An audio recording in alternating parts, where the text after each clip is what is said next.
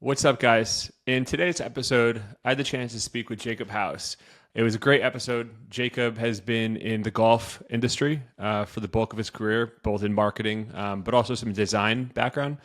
And Jacob has a really great approach to the way he goes about marketing and thinking about business in general. He puts a lot of effort into understanding his customers and then building an approach around that.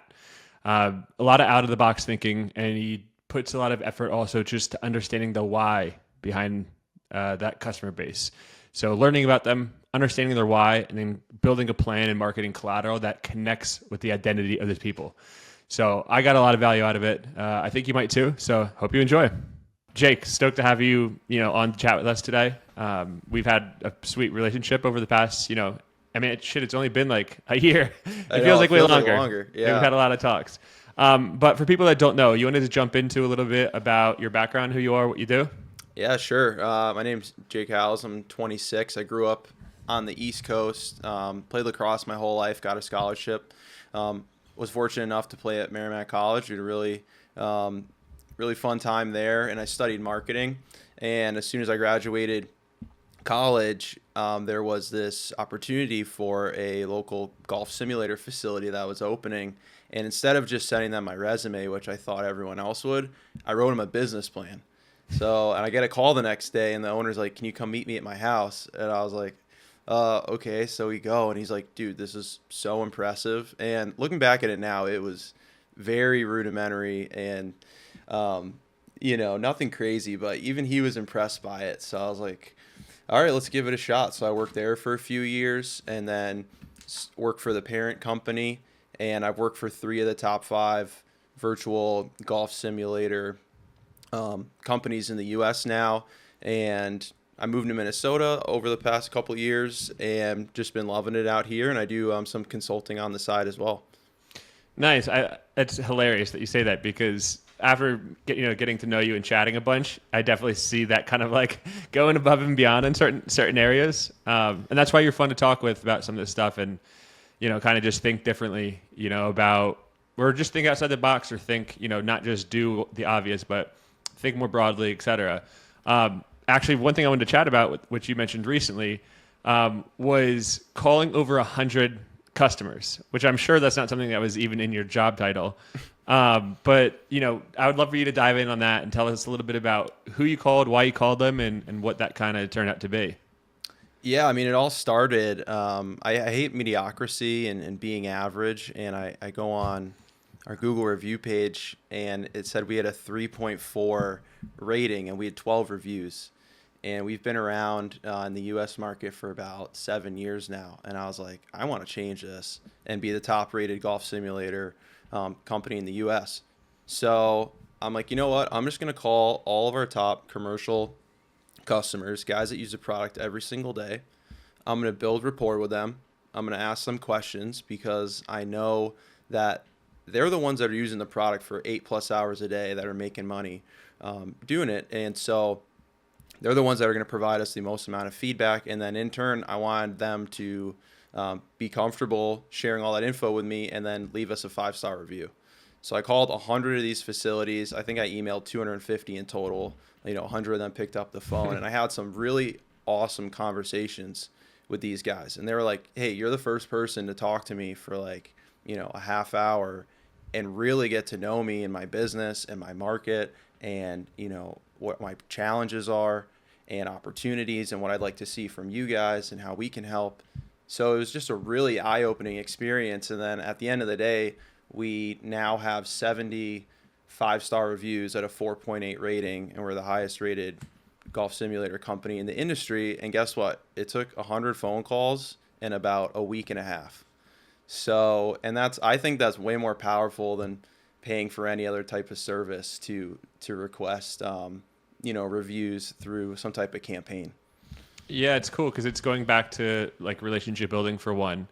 And it's hilarious. Like as I said, that's definitely wasn't probably in your job, description. You're on the marketing team and the design team within the golf simulator business that you're working for. So it's cool that you did that. But we also had a podcast recently with someone, this girl named Nicole, and she's an SEO. And I've really enjoyed the conversation with her because it wasn't when we talked about SEO. One of her big things is understanding what people are searching for, understand what the market is looking for, and then speaking to them.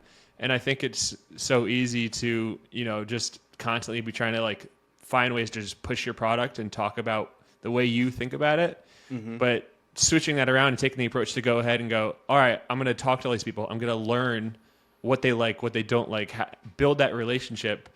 I imagine like that's the sort of way that a business or someone in the marketing department gets great information, learns how to grow, learns how to adapt, and learns how to speak better to the audience.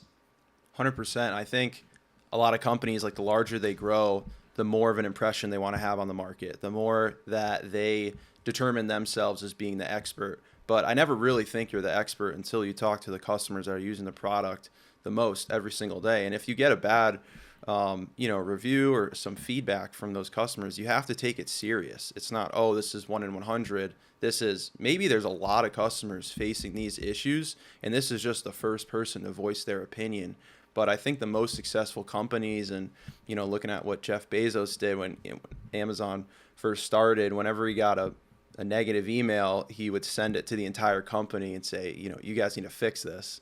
And they'd all get upset because they're working on this other project over here. Now they got to, go help this customer on something they think is minuscule. But at the end of the day, they're the ones that are going to determine the market. And I think, like you said, I mean, it's a mix between quantitative and qualitative analysis. And I think companies need to do more outreach to understand what the consumer wants. Like, for example, for us, if we're coming out with a new software that we think people are going to love for training purposes, and it's going to show you all these different types of analysis and all these different training features and AI, and people are going to love it. But then you get on the phone and you talk to these commercial owners that have a number of these products in their facility already, and they're like, hey, can we get some more arcade games for families and kids? And that's all they want.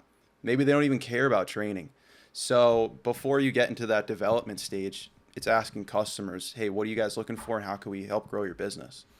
Yeah, well, it sounds like, for one, obviously that's great information in terms of the product side and the product team understanding how to better evolve and develop the product. But coming from the marketing side, like, did you have any takeaways that you learned from those calls and the way that you would then market the product that you guys have? Yeah, that's a great question. I think for a lot of golf simulator facilities in general, so just taking a step back. So traditionally, golf simulator companies have just sold launch monitors. So they just sell the technology that someone would consider purchasing, say that's an entrepreneur or an investor, and then they would have to figure out everything else. They have to figure out, what size cage do I need? What are my space requirements? What type of turf do I use? What type of projector? And it's very overwhelming at first, and you could easily buy the wrong technology to accompany the launch monitor. So companies have now shifted to, hey, we're going to sell you the entire golf simulator solution all in one. You don't have to shop anywhere else. So for a lot of these facilities, which we found out is when they purchased a few years ago, they had to buy everything on their own. But now when they're looking to scale, they want an all-in-one package that they can just buy from us. And that's been a struggle for a lot of golf companies because they didn't want to outsource or partner with other companies that would provide the cage, that would provide the projector, provide the turf, because they want to keep all that in-house. But since COVID, they've been driving down prices, so it makes more sense to have those strategic partnerships in place where you can have 3 or 4 different suppliers and have all those products in one package that you could sell to a customer so they can scale their business. Nice. And one thing, as you were going back right there and you started talking about learning about the different things, about, not just selling the launch monitor, but they have to buy those other individual products. So understanding what their kind of what their challenges are in a sense. And as you said that, it sparked something from one of our previous conversations when you were talking about understanding your audience and kind of those different touch points and the content you created. Could you dive a little bit into, the types of videos that you create or content in general? Yeah, I think for us, we found very quickly other companies have been established for a lot longer in the market, and they had a lot more of a marketing investment early on, where they could get a lot of these PGA Tour professionals, and they could get a lot of these um, really accomplished ambassadors for their brand. And we had to take a different approach. So we went after the top YouTube reviewers. We went after the guys that are really making a difference in their market to grow the game on a smaller scale. And so we started producing content that was engaging. We would literally do research and go on, Instagram Reels, YouTube Shorts, and be like, okay, what are what do golfers really want to consume? And at the end of the day, it's, hey, if a new Kirkland driver comes out for $200 and people are buying, the newest Titleist driver that's $600, how do those compare? So for one of ours, we just did a quick comparison video. I filmed it at one of these local facilities, and we posted it, and people loved it, because at the end of the day, they want to know, is that $400 difference important to them? I mean, for a lot of golfers, yes. And it still showcased our technology, because it showed all the data and it showed the difference between those two drivers. So, and that video had a couple 100,000 views, which was much better than us going to get going out and getting a PGA Tour professional for the same amount that wouldn't even come close in terms of ROI and brand awareness.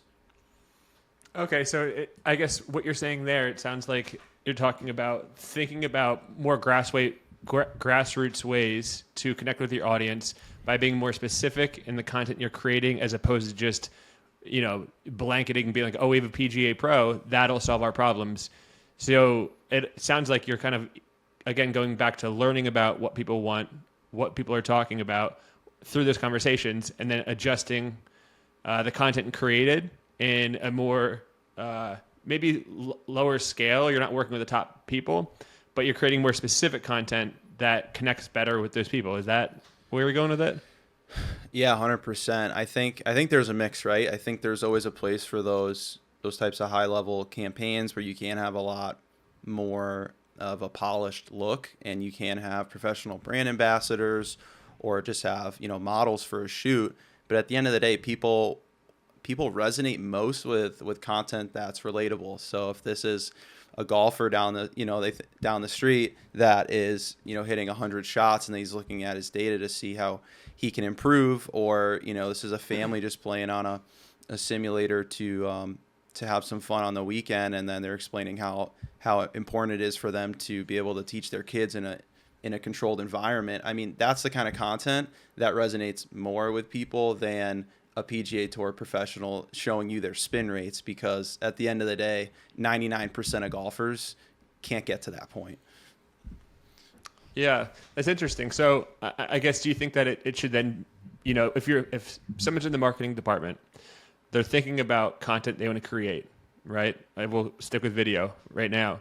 How would you go into an approach? Is this like a 50-50 thing? You put 50% towards working with a pro, 50% towards kind of creating these more grassroots thing? Like, how do you kind of go about navigating those waters to understand how much effort you should put where?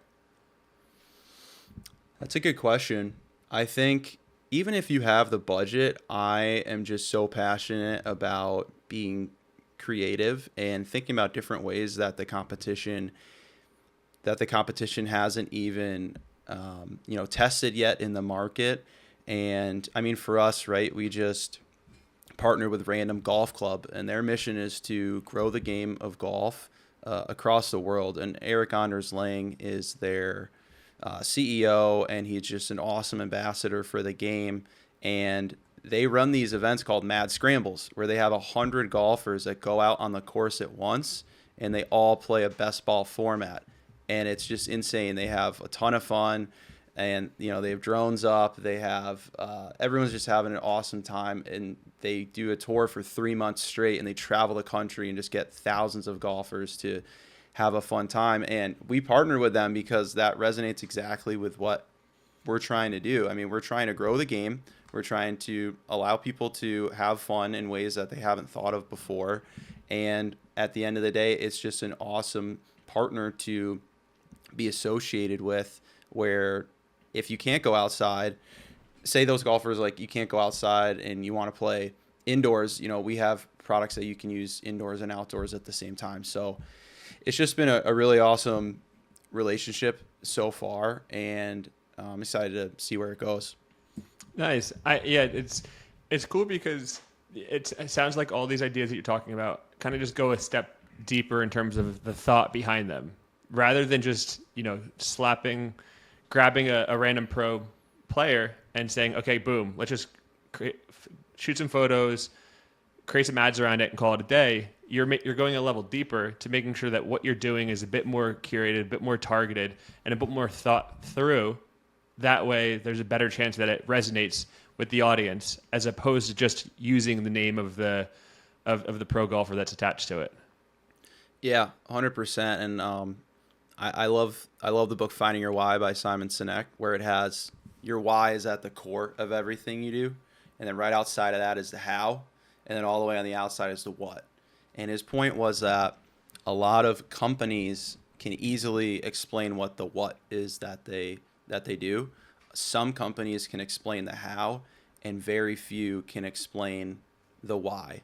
But when you get to the why, that is your personal values and beliefs as humans that we hold so inherently close to us. That's built into our DNA. So if you can get to that and resonate with people on that level, you're not selling products at that point. You're selling a lifestyle. You're selling your brand.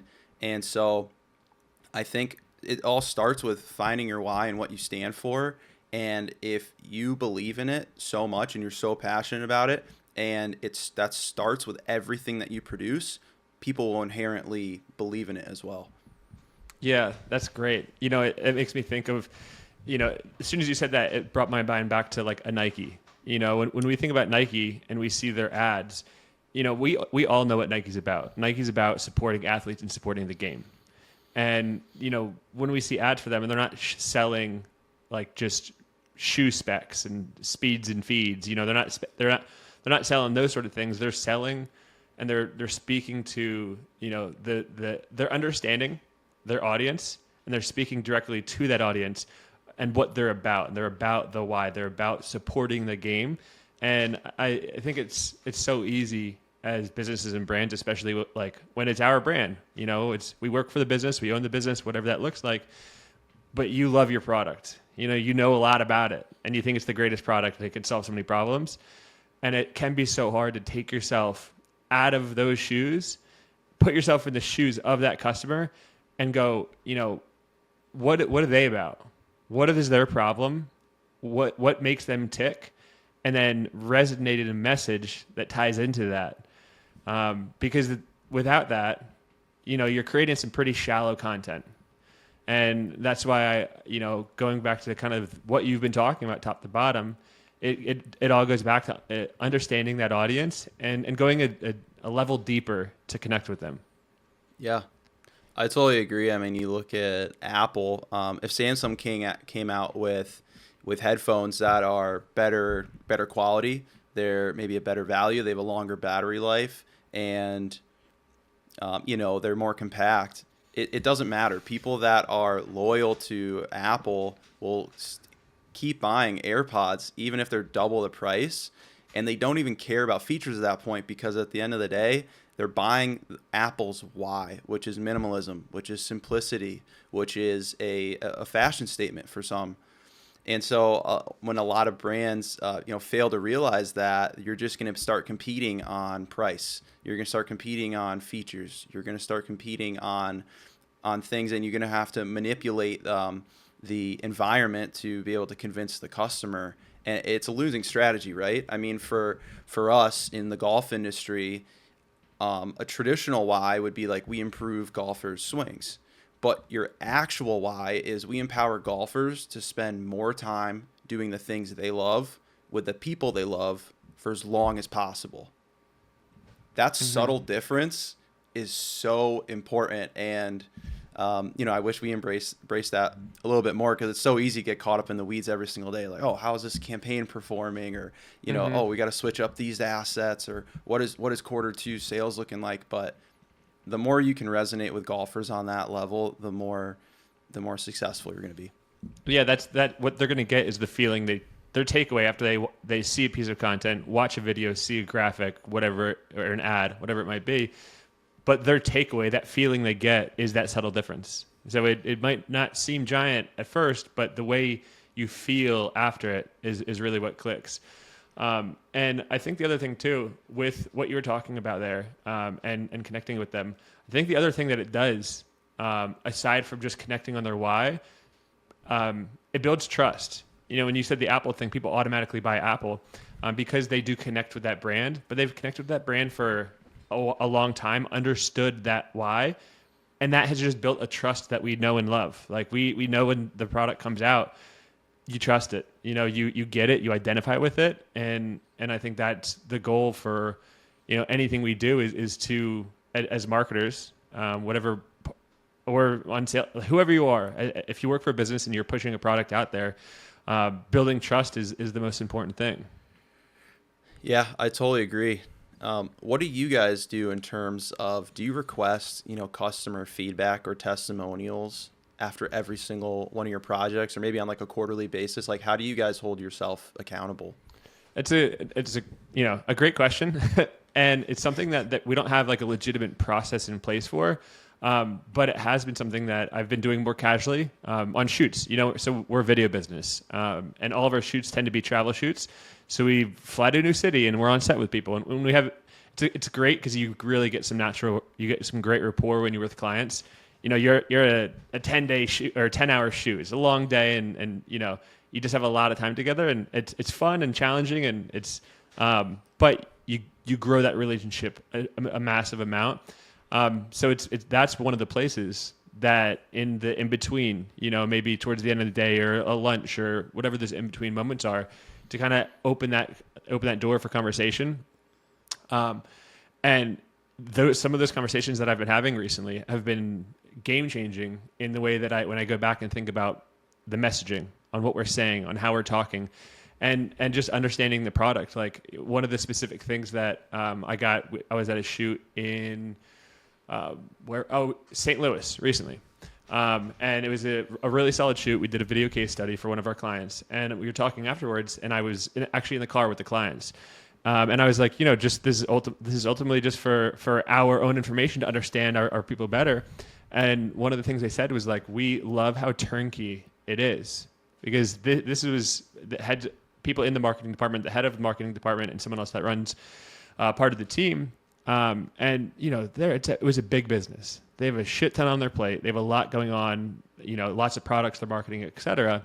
And we do these video case studies. And from the pre-production, there's a lot that goes on. There's some, pre-shoot calls. You need to figure out the storyline, the interview questions, all this stuff.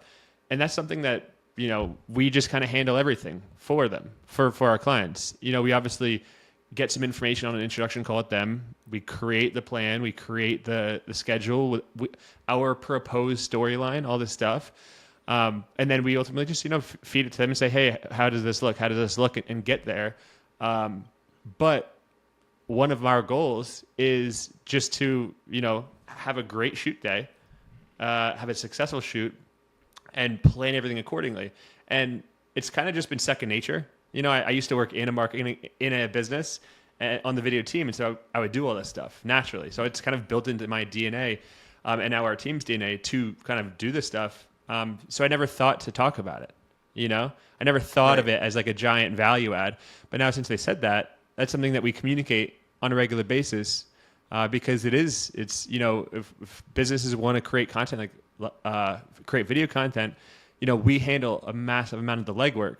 And kind of getting you there at whatever rate they want, however involved they want to be. If they want us to really just kind of handle 98% of the beginning, like we're happy to drive the ship forward and make that happen, so you can focus on the other things you need to focus on. So that was kind of a long-winded answer, but for me, it's been having those casual conversations, and this kind of casual conversations have taught me different ways to communicate and connect with our potential future customers. I love that. I think one of the biggest takeaways there is like the more the older I get and the more I'm in business, the less it's actually about business. It's having conversations on those 10-day shoots. It's, having jokes with people. It's asking about their family. It's understanding their hobbies, getting to know their business better. But people value relationships more than I think they value your services at the end of the day, because they can go to anyone for video production, but like you said, you've kind of found your competitive advantage, really good at building rapport, and at the end of the day you ask them for feedback and they're honest with you. So I don't know what's better than that. Yeah, absolutely. It definitely is, building relationships in a lot of ways. And again, having those relationships, having those conversations, learning about their thoughts, the way they tick and stuff like that, then again, it all just goes back to learning more about audiences, learning more about how people are thinking, and then getting that as information and context to then be able to position your product, brand, service into the marketplace. How, being in the golf simulator space, in more of a B2C space. I guess you have some B2B as well. You guys do sell to businesses and stuff like that, but and what are some of the takeaways that you think you could share with people, having been in that space for a while, in terms of things that you guys have found successful in the way that you market? Yeah, I think the first thing to understand about golfers is they're extremely critical. So if you have a 58-degree wedge and you take a swing and the data is even like 2% off on the carry or the spin rate or whatever, I mean, they're going to let you know immediately, or they're going to call you out if they think that you Photoshop something. So golfers are extremely, extremely critical. Number one. Number two, they're extremely passionate. Golfers that are spending this much money on a golf simulator, on training equipment, on a commercial facility, they're very passionate about the game. They often play more than 30 rounds a year. They love their traditions. They're very competitive. A lot of them love betting and hanging out with their friends and family, but they also love that the sport is so versatile now, where you could play outdoors, and then when it's bad weather, you could also play indoors, and you can have a lot of fun during company events, parties, etc. And I think the third is a lot of golfers just aren't that good at golf, which I think there's pros and cons of that, right? I think the pros is it just keeps them hungry. They're always looking to improve. They're obsessed with playing because they always want to get better. And they could have the best round of their life, and then the next week they shoot 20 over par. Like it is such a hard game to master and be able to keep pushing yourself to get better. So you have to have constant practice. And then the flip side is they have a tough time looking at the data, because a lot of them have egos and think that they are better than they are. So half our job, I worked at a facility for a year and a half, was just kind of humbling people and letting them know that the simulator is more accurate than their swing. Mm-hmm. Yeah. So that sounds like that's a lot of the stuff you've learned about the different golfers, about your audience, in ways that you market to them, though. Do you have any specific campaigns or assets or things that have worked really well in ways to connect with them? Yeah, so I think going back to what I mentioned earlier, just finding those different avenues on what people really want to engage with, right? This is maybe comparing two different products at two different price points. Maybe this is showing all the professional stats. Maybe this is attending an event and showing you everything behind the scenes. These are all things that like other brands don't don't want to show, or maybe they just don't want to test because they want everything to feel so polished. They want it to feel so professional. They want the voice always coming from the PGA, tour ambassador that'll be the authority figure. But for us, we've found success in taking a different approach in resonating with the everyday golfer or the avid golfer, and those are the ones that are actually buying our products. They do find some solace in hearing from an authority figure, but at the end of the day, they're going to resonate a lot more with a golfer that's closer to their handicap and is experiencing success or is having a lot of fun, and they're saying, you know what, I think this product is for me. Mm-hmm. So I love that. What are some of the places that you guys would be sharing that content that you just referred to? Number one for us is Instagram Reels. Number two would be TikTok Shorts, and number three would be YouTube Shorts. The trend here is short form content is 8 times more effective than any type of long form content that we've produced. I think that there is a clear difference between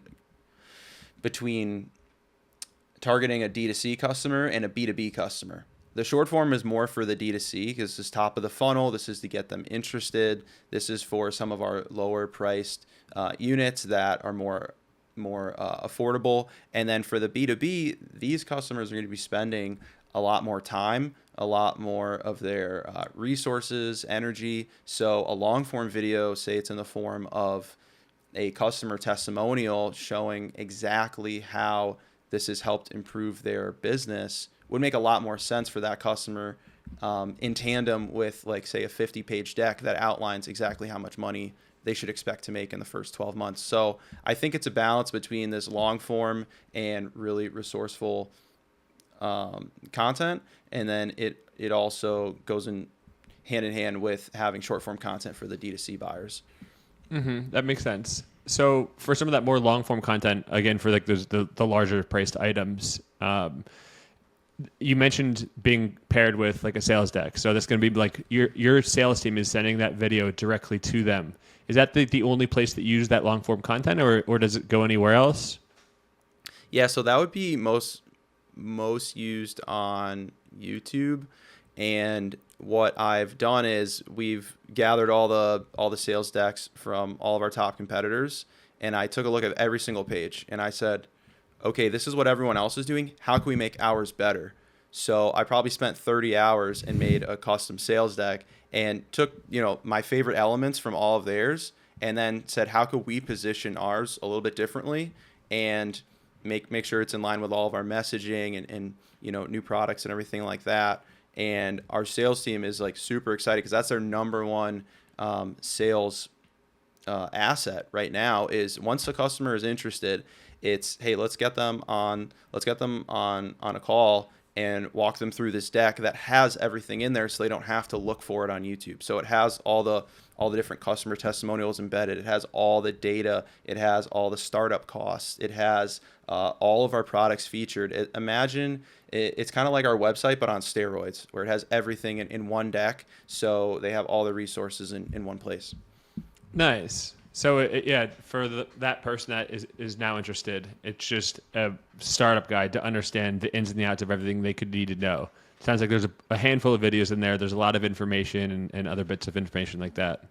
And we want to be the trusted resource and expert for them.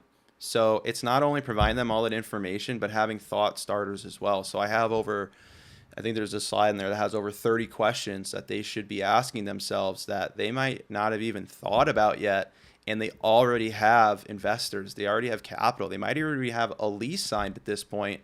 And there's 10 questions they didn't even think about. They're like, oh yeah, how many ovens, should I have in the kitchen, or what type of food do I want to serve, or how many staff members do I need? Do I close for part of the year? I mean, there's so many things to consider when opening a business. And our sales team is just so skilled and has spent so many years in the industry that walking them through those questions has been really powerful for people investing.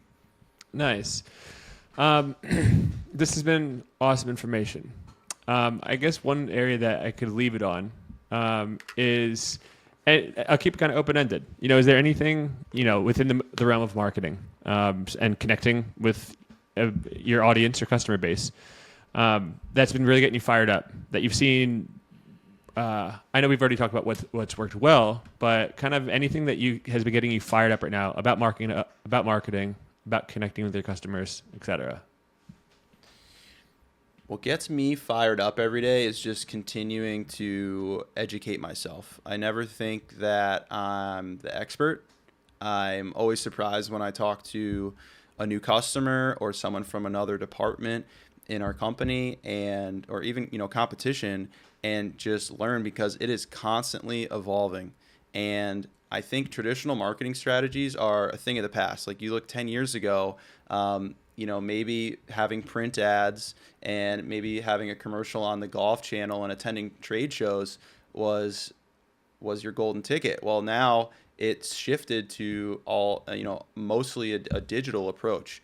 And brands that I think that refuse to adapt are just going to fall behind so quickly. But this all comes back to, I think, just being able to educate yourself and understand multiple marketing strategies, and talk to multiple departments in your business as much as possible. Just get on the phone with a sales guy and be like, hey, what are the top 10 things customers are asking about lately, and how can I help you? Or talking to operations saying, hey, what products do you see that might need some innovation, or like what can I do to make your job easier? Talking to customer service, they talk to more customers than anybody. Hey, what are you hearing from them that you think we can improve on?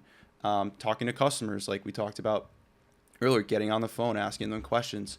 And so for me, it's not only gathering all that data, but then being able to test it in the market.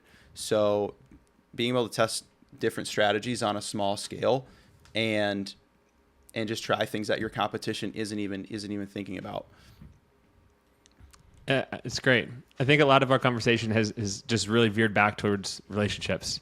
Relationships, opening that line of communication and learning. And I think that's incredible, because it's ultimately like a timeless piece of advice.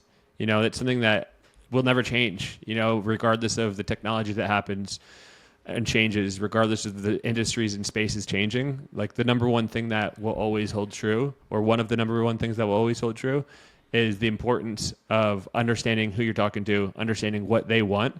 Because at the end of the day, all his business is a vehicle to solve problems. Whatever that problem is, whether it's transportation with vehicles, whether it's a simulator for happiness or getting out of the house, whatever it is, it's what businesses do. So understanding who you're speaking to, and learning to speak better to them, and then building those products in a way that will support what they want. So it's powerful stuff. Yeah, and I think you've been to a couple of our shoots so far. What have you learned about the golf industry and golfers, or what are some takeaways that you're like, oh, I had no idea that existed before? It's an interesting question. What has my takeaway been, or what have I learned about the golf industry having worked with you guys? Yeah. Well, one thing that's cool is that I think people play golf for a lot of different reasons. Having went to a shoot with you guys in Michigan, at where they have a simulator within their bar restaurant. Some of the people show up there and they're ready to train. They're ready. That persona is ready to get there and hit some balls, review the metrics, and really try and improve. It's likely, or a lot of times, it was, college athletes or younger kids who aspire to be a professional. And then you have, on the other side of the crowd, just some of the guys that want to come in and whack some balls, have some beers, and have a good time. And they're both really interesting use cases. And they both, in ways, both equally love the sport, the product, the game, etc. But they're two completely different mindsets. They want different things out of a product. They will relate to different messaging very differently. So I think it's an interesting thing to learn and see, and it's one of those takeaways that I go, when I go back to a different business or my business or anything like that, you might have nail on the head on understanding a persona of your product, but that might just be one persona, and you don't want to leave other people in the dark. So by continuing to look, continuing to ask questions, and continuing to learn, you'll learn more about the different personas, and learn how to have more of those conversations and connect better to your broader audience. Yeah. No, that's awesome. I think, yeah, you hit it right on the head. How does your company, there's so many different businesses to partner with. How do you figure out which ones are the ones that you were like, okay, this is really viable for like a long-term partnership, ideally, and which ones are maybe one-offs that you're like, you know what, this is good, but I don't know if this is really going to be viable long-term? In terms of like clients for us, Yeah. or in terms of services that we seek? I think both, like targeting what industries and what services you guys provide for them. Yeah. I love it. Switching the interview around. So, with our business, one of we're in video production, but the main thing that we focus on are video case studies. I didn't just choose that because I personally love video case studies, but it's been the sort of thing where from the businesses that I've worked in and with over since the beginning of my career, it's one of the things that I've just seen be extremely valuable right from the start. If we created a brand spot that was more like top of funnel, just taking people in, it might be a little longer till you see kind of that return. But a video case study is something that you can immediately put in the hands of a sales team, and they can hit the ground running, knocking on doors, doing whatever they need to do with valuable information that is. And a video case study ultimately is a happy customer's testimonial of their story and how the product weaves into their story. So, and it's short, you're understanding the value proposition of a business in a very short 1 to 2.5 minute span. So it's something that's very shareable, very direct, and you see the product in action. It's not just talking high level about it. You're seeing it solve problems. You're understanding it. So that's something that that is one of the main reasons why I chose to go with that, is because it's a very sellable thing, and I always think of it as like the gateway drug for video production. Although now we're not like actively, we're really trying to hone in and be like the best video case study business in the country, and be that go-to person where we can just handle everything for you top to bottom on that and have a very seamless, trusted process. So that's what we're focusing on. And because that's what we're focusing on, the different industries that can work really well for are industries where maybe for them to explain their value proposition isn't as easy. Maybe it's a tech space, maybe it's a medical space where there's more information that needs to get conveyed. And if you're a person, you want to go learn about a business, to kind of get to the meat of that information can be really challenging. And especially, with information overload, there's so much information about everything, everyone, and there's all these different types, and it can just be a lot. So I really think that video case studies, one of the best things about them is it is a really short, bite-sized thing that explains a value proposition of a business extremely quickly and extremely efficiently. And going back to what you said earlier about talking to your customers, we have had one of these podcasts. One of our customers went into a new vertical. It's a scanner. They're a scanner business. They wanted to enter a new vertical, which is the trading card market. They entered that market through a video case study because they ultimately had a large customer that was in sports card market, right? He was using their product to digitize their entire warehouse of cards onto eBay. He was in the trading card market, the salesperson at this document scanner business. So he was like, "Hey, I love that you're using our product. It's amazing. I'm into sports cards, etc." He's like, "I think we would like to expand our space in this market." So he asked if we could do a case study.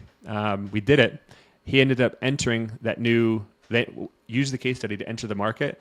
And now in the past year and a half, I just saw a post on LinkedIn that he did over $1 million in direct sales correlated to the trading card market.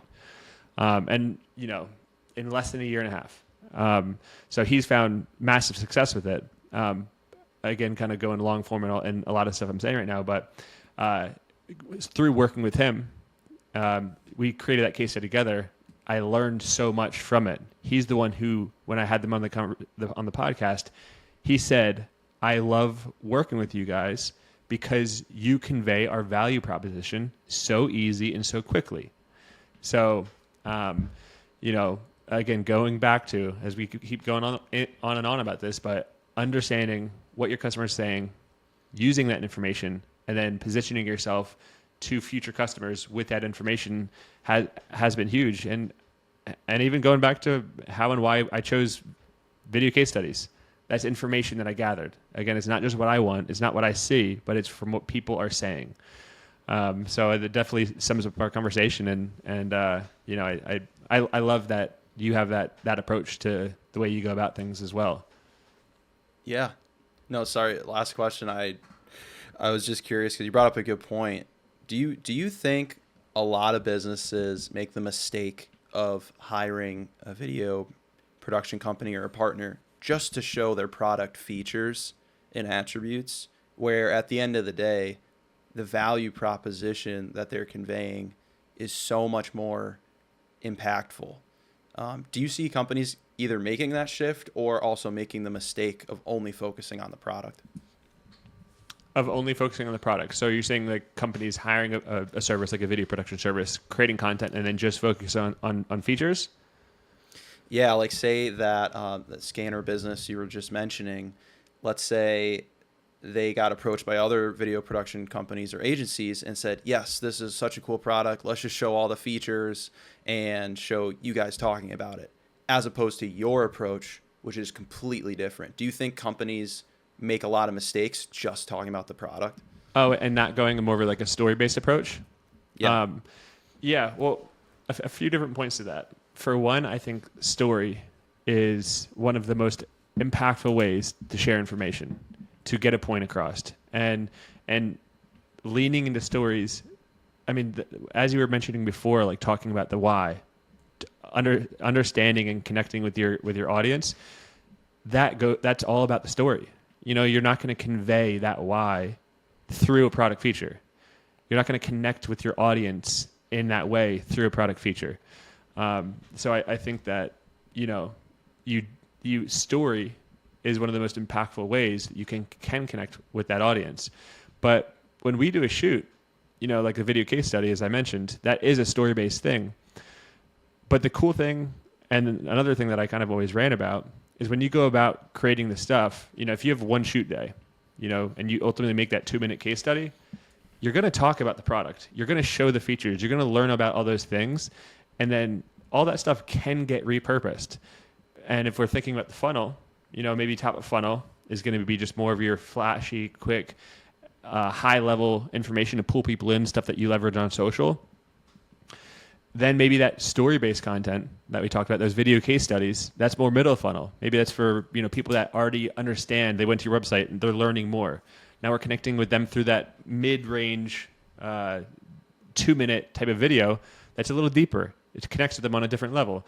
But once you get down towards the bottom, and they're really serious about something, having that more just like long-form, raw, uncut content can be huge. Just like it could be a 10-minute, 15-minute video that lives on YouTube where someone just really goes to the ins and the outs of the features.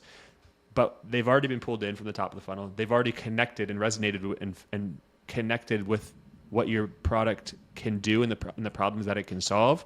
And now they're more of in the decision-making stage. So they're more at the bottom funnel. So there still is a time and place for it. But I think if you are creating content and you only set up just to do that, you're missing out on a big opportunity. Yeah. Well, that's awesome. Love it. Nice, man. Well, this was awesome. I mean, anytime that you and I hop on calls and chat through stuff, it's always a fun time. And I appreciate the way that you're always trying to think outside the box and do things different and question the status quo. So I'm, excited to keep working together and seeing where things go. Yeah, love it. I appreciate it. Thank you for having me. Yeah, Jake. Good talking to you. And on that note, we're out.